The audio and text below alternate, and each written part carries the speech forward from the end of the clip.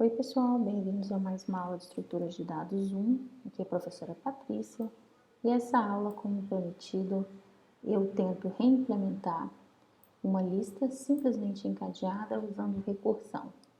Vocês podem ver aqui que eu tenho o lista.h, que é exatamente a mesma implementação que fizemos de forma não recursiva. Tem definição do tipo opaco da lista, a inicialização, o insere, imprime, retira e destrói.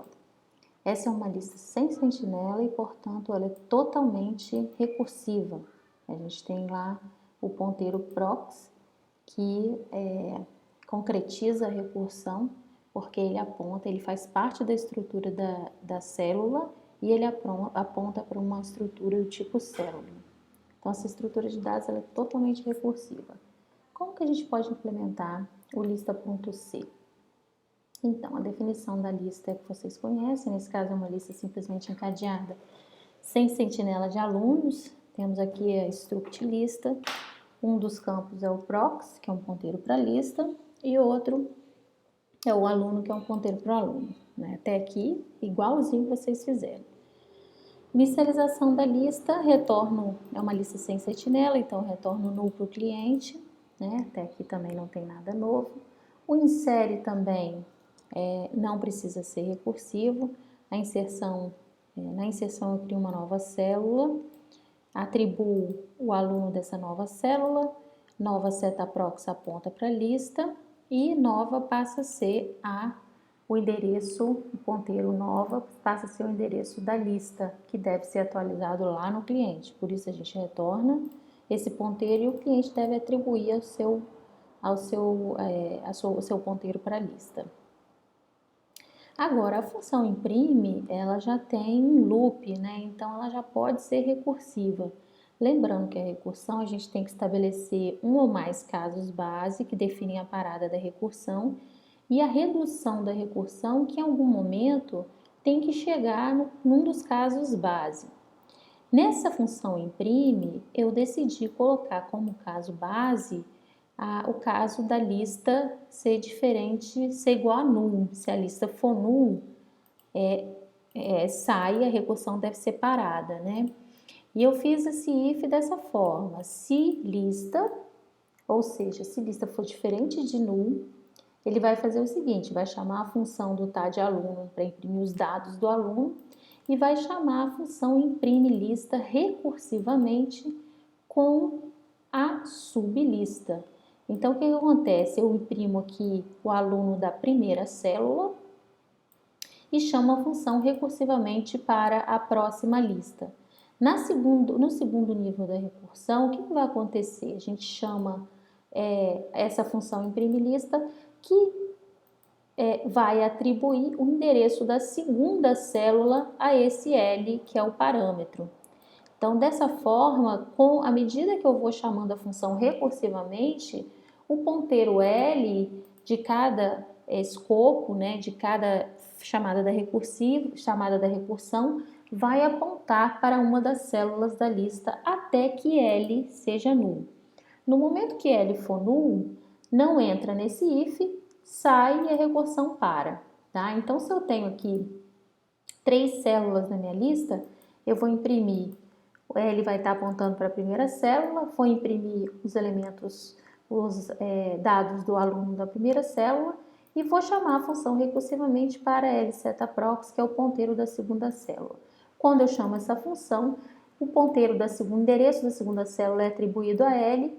Dessa forma, eu consigo imprimir o endereço da segunda L seta aluno, ou seja, os dados do aluno da segunda célula, e passo o endereço da terceira célula, assim sucessivamente, ok? Então, essa função imprime consegue imprimir de forma recursiva, não tem um loop aqui, digamos assim, a gente consegue imprimir todos os elementos da lista através dessa recursão, das chamadas recursivas que permitem o caminhamento nessa lista encadeada. O retira também vai ser recursivo, o retira é um pouco mais complexo, não só na recursão, também no algoritmo não recursivo também é mais complexo do que o insere. Mas como que a gente vai definir aqui? Nesse retiro, a gente vai ter dois casos base. A recursão pode ter um ou mais, né? Nesse caso, eu estou definindo o primeiro caso base, é a lista ser diferente, ser null, né? Se a lista for null, para-se a recursão. E o segundo caso base, que também vai parar a recursão, é o caso do aluno sendo analisado ter a chave de busca que eu estou procurando. Nesse caso, a chave de busca é um nome, então eu faço a comparação com a função strcmp da biblioteca string.h. Então, se strcmp do nome do aluno que está sendo analisado naquela recursão, naquele nível da recursão, com a chave de busca que eu estou buscando for 0, ou seja, as strings são iguais, o que eu vou fazer? Eu vou colocar um temporário, um ponteiro temporário apontando para L, vou guardar o endereço desse ponteiro, vou fazer o ponteiro da lista apontar para L setaprox, ou seja, para a próxima célula, vou retornar, vou dar um free no T, que é a célula que está sendo analisada naquele momento, ok? E retorno, saio da recursão e retorno L, porque eu já atualizei L com o ponteiro da segunda lista, né? Se a gente for lá para recursão, para um desenho, eu posso mostrar, deixa eu pegar minha canetinha aqui. Então, o seu desenho, olha só, as células, né, eu posso desenhar aqui 3 células, ok? Imaginem lá que eu tenho essa lista inicialmente. Opa, desculpa, gente. Essa lista é um ponteiro para a primeira célula e a gente tem um encadeamento dessa lista encadeada até chegar a null, ok? Então, essas células têm ponteiros para alunos, né? A1, faz de conta que A1, A2 e A3 são os nomes, são as strings, os nomes dos alunos. E aí eu chamo a retira passando a string, por exemplo, A2, ou seja, eu preciso retirar essa célula aqui, né? A gente tem a lista, que é o endereço que é passado para a função retira, e eu vou fazer o primeiro if, que é L ser diferente de null, né? Que é o primeiro caso de parada. L é diferente de null, então eu entro naquele if, e agora eu analiso o strcmp da nome, que é A1 da célula, com A2, que é a chave de busca que eu estou procurando. Ou seja, eu não entro nesse if, porque não é igual, então não entro nesse caso base, e eu vou entrar, portanto, nesse else. Olha que interessante. Vamos analisar a parte direita dessa expressão aqui, da direita. Essa parte aqui da direita está chamando recursivamente a função retira para L setaprox. Então, veja bem que a função retira agora está sendo invocada para L setaprox, que é esse ponteiro aqui. Ou seja, essa sublista da direita vai ser enviada agora para o retira. Então, quando eu chamo retira, eu invoco, eu atribuo L setaprox ao valor de L nesse nível da recursão. Veja que são chamadas distintas da função retira lista e, portanto, vão ter escopos distintos na pilha de execução do programa, tá? Então, o que a gente vai ter aqui? A gente vai ter o L novamente nesse segundo nível da recursão e passamos também a chave de busca, né? A mesma chave de busca que é a 2. Nesse caso, olha só, não vou entrar no primeiro caso base, mas vou entrar no segundo caso base, porque a 2 é a chave de busca que eu estou buscando. A comparação do strcmp com retorna string da chave de busca vai ser 0, portanto eu vou entrar aqui nessa condição.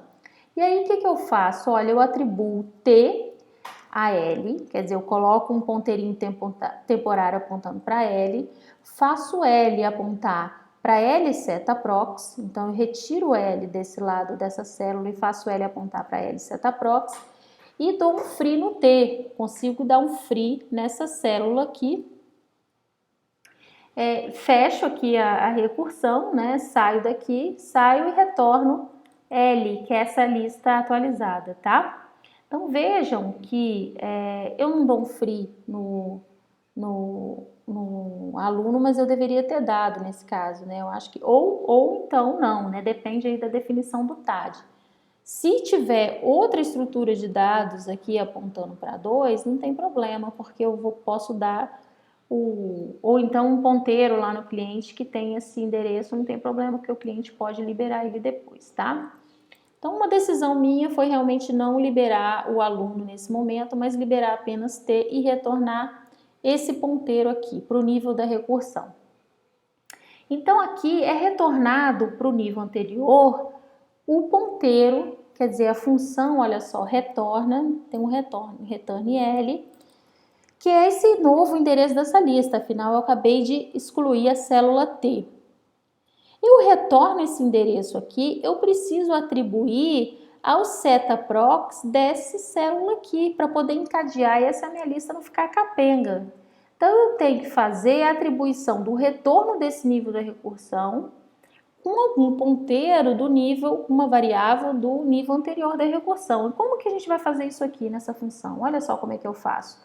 Eu chamo o retira para o L setaprox e atribuo o retorno, que é esse L aqui, dessa lista, atribuo o retorno ao L setaprox do nível da recursão anterior, ou seja, L, na verdade aqui é um L, né?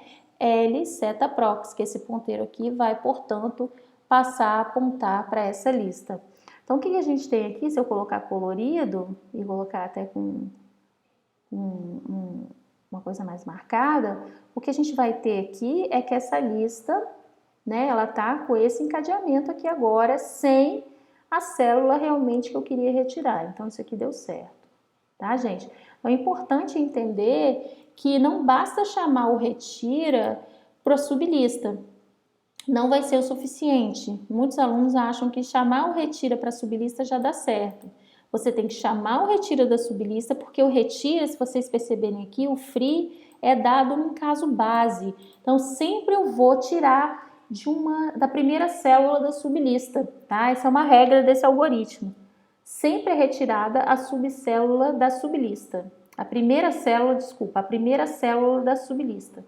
Então, se é retirado sempre a primeira célula, nesse caso aqui, eu retirei o T, que era a primeira célula desta sublista em questão, eu preciso fazer com que a lista que já foi analisada anteriormente continue encadeada com a lista que vai ser agora, que vai permanecer sem a célula que eu queria retirar, tá?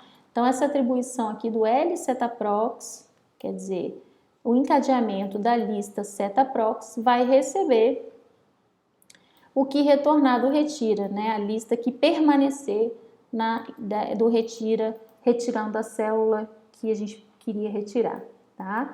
Então, esse algoritmo aqui é um pouquinho mais complicado, mas ele é importante para a gente entender como funciona essa questão da recursão, né? A gente não pode, nesse caso, ignorar esse retorno de jeito nenhum, porque é ele que faz o encadeamento da lista, da sublista, quando a gente retira um elemento, tá? É importante entender isso. E olha só que interessante, o destroy, como é que ele fica limpinho, né? A gente tem um caso base, que é a lista ser null. Se ela não for nula, a gente vai chamar o destroy para a sublista. E essa recursão é super interessante, porque ele só vai chegar no free quando ele chegar na última célula, né? Super interessante esse algoritmo aqui. Eu vou tentar desenhar eles para vocês, mas não é uma coisa muito fácil. Vamos tentar aqui colocar um novo. Vou colocar algumas células, três células aqui para a gente desenhar também. Para a gente tentar ver como funciona isso graficamente, né? Então, o que esse algoritmo faz? Ele tem um L que aponta para... Ele não, né? Estrutura de dados aqui, exemplo, estrutura de dados com 3 células. E aí eu faço o seguinte, olha, chamo a função recursiva para essa lista e chamo, se for diferente de null, que é, nesse caso, eu chamo destroy lista para L setaprox. Então, nesse nível da recursão, eu vou ter um L aqui, né? Na segunda chamada. Quer dizer, esse L setaprox vai ser atribuído a L. E aí depois, chamo novamente o destroy, esse L vai estar atribuído aqui.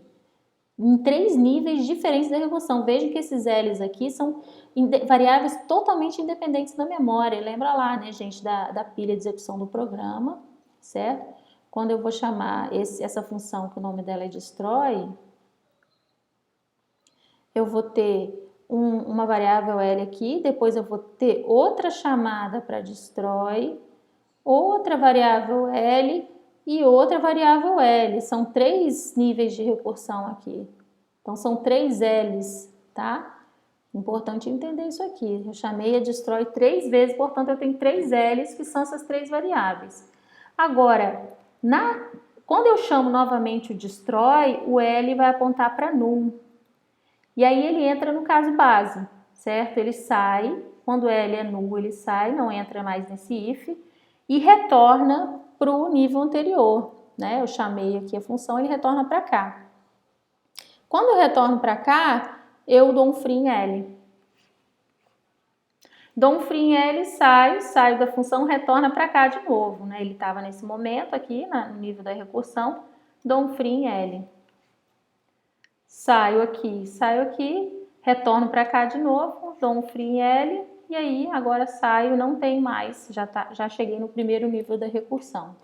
Essa função aqui é bem legal, interessante, dá para entender. Nesse caso, não tem retorno, né? Porque eu consegui, através da recursão, chegar no final dessa lista e retirar os elementos do final para o início.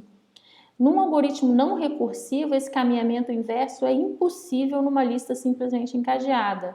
Então, essa análise aqui é bem interessante, que a recursão nos permitiu fazer um caminhamento inverso numa lista simplesmente encadeada.